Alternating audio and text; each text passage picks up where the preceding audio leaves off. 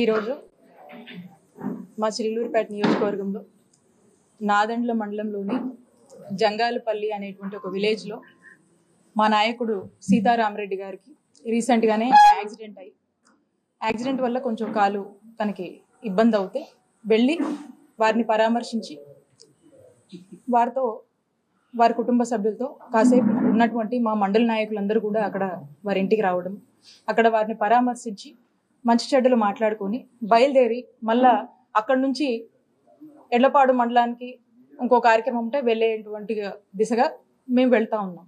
ఆ కార్యక్రమం అయిపోయి బయటకు వచ్చి కారెక్కుదామనే లోపు చుట్టూ ఈ రూరల్ సిఐ సుబ్బనాయుడు గారు, అక్కడ ఉన్నటువంటి నాదెండ్ల ఎస్ఐ గారు, వాళ్ళ సిబ్బంది అంతా కూడా ఒక్కసారి చాలా ఎంబ్రాజింగ్గా అక్కడంతా కూడా గుమిగూడి చాలా హడావిడి చేస్తూ ఉన్నారు.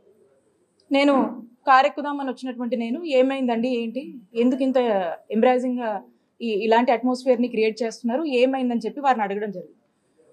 మా ఫాలోవర్ అయినటువంటి శ్రీకాంత్ రెడ్డిని తీసుకువెళ్ళడానికి వచ్చాము అని చెప్తా ఉన్నారు. ఏం కేసు ఏంటి అని చెప్పి మాట్లాడుతూ నేను కారెక్కుతాను.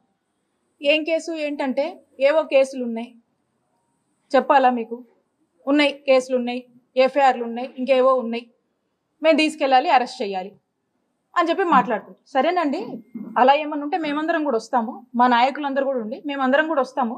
ఏం కేసు ఏంటి, దాని వివరాలు ఇవ్వండి, ఖచ్చితంగా అట్లాంటిది ఏమన్నా ఉంటే ఖచ్చితంగా వస్తాం. మీరు ఇప్పటి వరకు ఎన్ని అరెస్టులు చేయలేదు, చిల్లూరుపేట నియోజకవర్గంలో ఎంతమందిని జైలు పాలు చేయలేదు. మీరు చేసేవి ఇక్కడ కూడా మీరు చేయాల్సినటువంటి ఇల్లీగల్ కేసులు మీరు కట్టారు, మీరు చేయాల్సినటువంటి అరెస్టులు చేశారు, జైళ్ళకి ఇవ్వాల్సినవి మీరు చేస్తానే ఉన్నారు, మేము కూడా చూస్తూనే ఉన్నాం.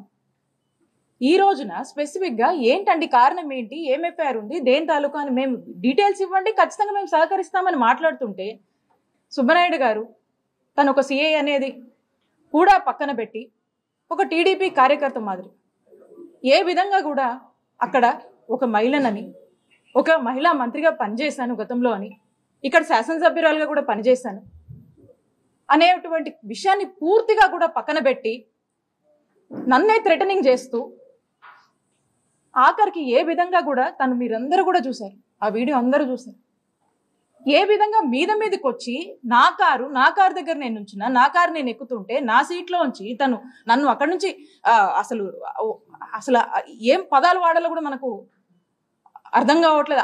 అలాంటి బిహేవియర్, అలాంటి నేచర్ని తను ప్రదర్శించి ఒక మహిళ అనే మినిమం కర్టసీ కూడా మర్చిపోయి అతను మీదికి వచ్చి ఏ విధంగా నన్ను ఇబ్బంది పెట్టి కారు నుంచి బయటికి